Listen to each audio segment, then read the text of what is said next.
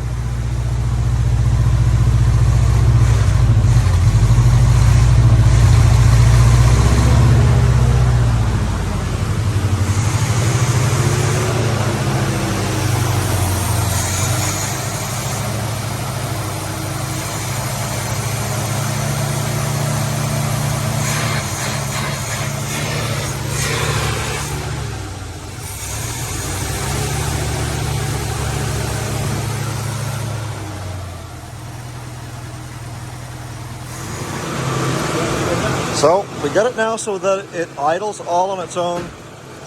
It's using the fuel pump on the engine, and we're just kind of coming out of this gas can.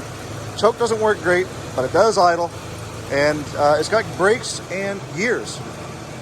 So the brakes will have to be bled because there was no fluid in it, but it will be enough to hold it to shift it into reverse and drive. And it sounds good.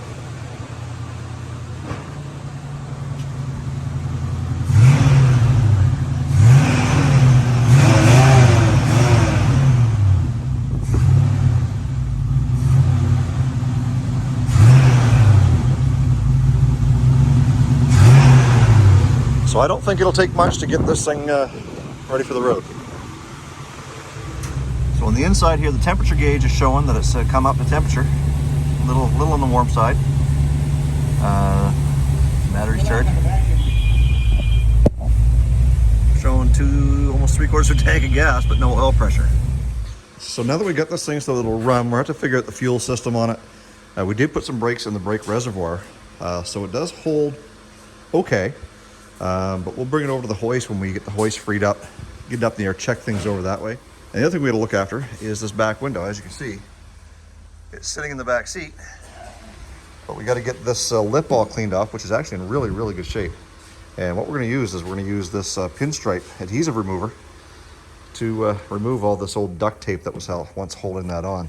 It works pretty good. I tried it over here on this side. It leaves a lot of residue behind, but I think with a little bit of glass cleaner or brake cleaner, it'll probably clean that right off, no problem. So now let's go over a few things about the car. It's in decent shape for a car that was restored, likely back in 30 years ago. It's been sitting, we believe, undercover in a barn somewhere because there's not a whole lot of signs of mice. There's not a whole lot of signs of outside damage. Underneath looks really, really good. The track of the car is sitting a lot wider than it normally would because of the Nova front end. It is missing a trim ring. 1950, 51, and 52 apparently are unique for this style trim ring. And I called my buddy at Chad at Nobody Else's Auto down in Great Bend, Kansas. He has one and he's sending it to me. So we've got that coming. But all the rest of the trim is there. Somebody's upgraded the mirrors to something from the 80s here. It still has the big visor. We're going to keep that on there because the potential buyer may want to keep it there. If they don't, well, just pop it off. Or we can sell it separately. If you guys are interested in that visor by itself, hit me up in the DMs. As we come around, it's got a few spots where the paint is peeling and or bubbling. Down here on the bottom of the fender, there's a little spot there. We come back here and there has been a patch panel put from about here down because we take the magnet and there's some body fill there. We come around to the back and the back window is out of it. We have the rubber. It was taped on here with duct tape. If you follow me on Instagram, you may or may not have seen that I was cleaning this up and how we got it to clean. And again, we just took this one section in preparation for getting the window back into it. We buffed and polished all the way around. And although it's covered in a little layer of dust, you can actually see my reflection now in that black paint. And once we get the window in, we'll be able to wash it and buff the rest of the car. There seems to be lots of paint on it. Come back here. There's a little spot down here. A little spot over here where it looks like it might have been hitting at one point in time. And we open the trunk, and the trunk floor looks like it's had some water in it at some point, but it's solid. Everything is still there, no holes, and even the trunk latch still works. Over on this side, I don't know if you can see it. I'll run the camera across here. This top of the fender right here kind of waves back at you. There must be a little bit of body fill or rust in there a little bit. Still has a gas tank in the original location. A few little minor marks and nicks here. And then down here where the door looks like it's been rubbing up against the front fender a little bit. And there's a little bit of a blister coming through a little bit of Bondo there. The car is not perfect, guys, but it is a perfect candidate for an updated restoration. All the trim is here. Well, at least it will be once I get the trim ring on that front headlight. Everything seems to work on it so far. Door handles, all the interior is here. The headliner's in really good shape.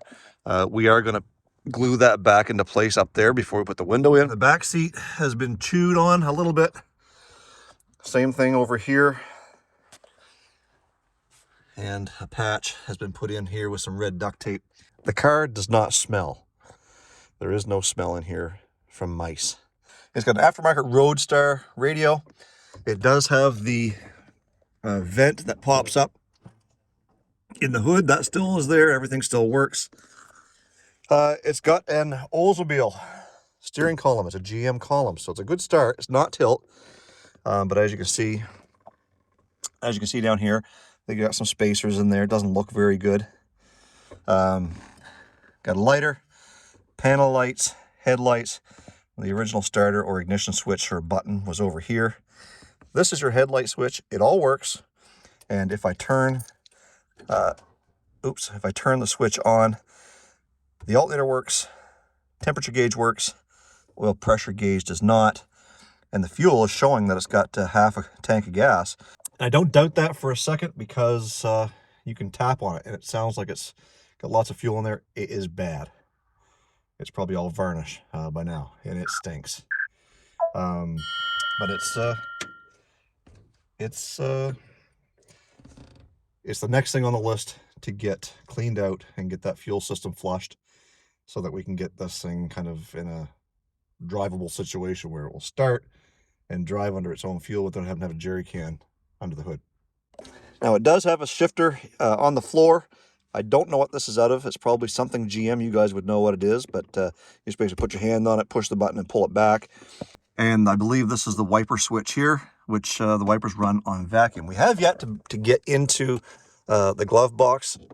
For some reason, it doesn't want to open up, but we'll get in there. Never know. Might be a couple $1,000s in bills in there. We might try and get that out. The front windows roll down. The back windows roll down. And even the vent windows pop open. I want to show you something neat about the side window. Is it only takes about one full crank and a half to get that window down. Granted, it's not very tall, but watch this. So there's one crank, and there's two. She's all the way down. But this is it's a pretty solid car, and it's a good car to start with to do a complete restoration. It wouldn't take much if somebody wanted to drive it just the way it is. In fact, we're going to get it to start, stop, and steer. It steers pretty good already. The brakes currently work. We're going to pull everything apart and check it out. And once we get the fuel system hooked up, it'll drive. And that will be our plan. Once we get it to start, stop, and steer, we'll go over it, we'll clean it, and we're going to do something with the wheel covers likely. And we may even attempt to lower it a little bit. If it means putting a few inches of lowering blocks in the rear and the axle to get that axle tucked up in. Maybe cutting down the coils in the front. I don't know what that looks like yet. We may go that far to get it down a little bit and make it look a little more hot rod, a little more attractive to a potential buyer who may want to do something with this. Now, don't get all antsy and comment and keyboard warrior on me about cutting the coil springs. Look, if someone's going to take this car and do a complete restoration on it, they're not concerned about the coil springs being cut. They're going to be doing their own suspension conversion anyways, likely with a Mustang 2 front end or Crown Vic maybe. But anyways, that's what we're doing. We'll get it cleaned up and get it washed once we get the windshield into it. So hopefully you guys can see that, and it'll be likely in a later video. But let's pop the hood and get out underneath and see if we can get this thing started one more time. All right, so let's get this hood popped open. And I think there's a little lever right here. You push. Yeah. So one thing I will tell you is I would hate to be a mechanic in the 50s having to work on these things, because that's as far up as the hood goes. It'd be okay if it came up more here, because this hangs down and then you got this little skull catcher right there. You got to kind of duck yourself in to get in here. And we have not cleaned up the carburetor at all, other than what brake cleaner we've been spraying down the throat. But that's what it takes, is to get her started, close that choke, and hopefully it'll start off.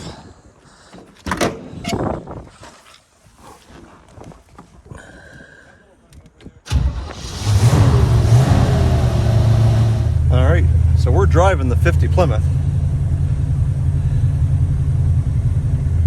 and we're having to feather the brake and the clutch at the same time, or the brake and the gas, because she's cold-blooded. We're driving her.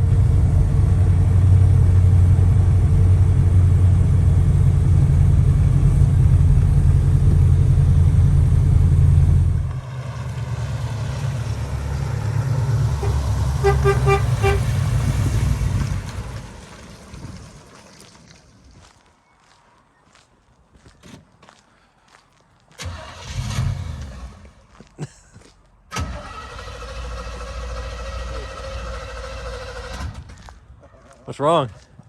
I think we're out of gas.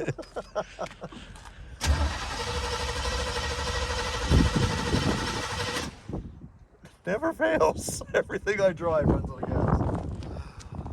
Oh, shoot. Well, to say that was embarrassing is an understatement, but apparently it's how it goes. So if you ever have a chance to drive with me and we're in one of my vehicles, just be prepared. It's probably going to happen.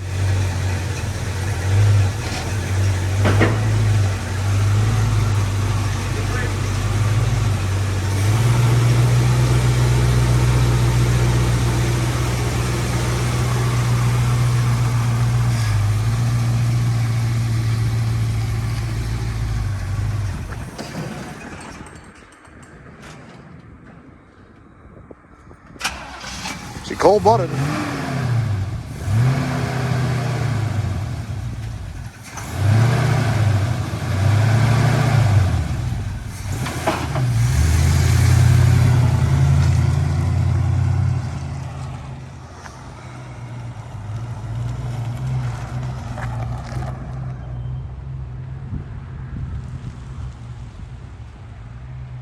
Man, this sharp-looking car.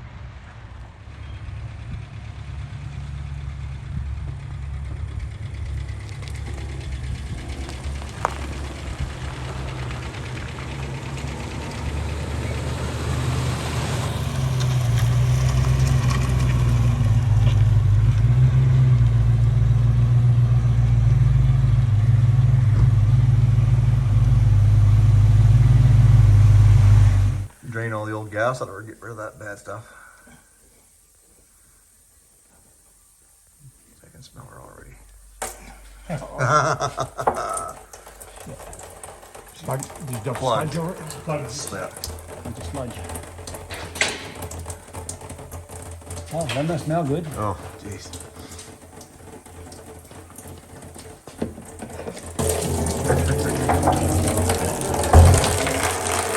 That's the transmission fluid reservoir.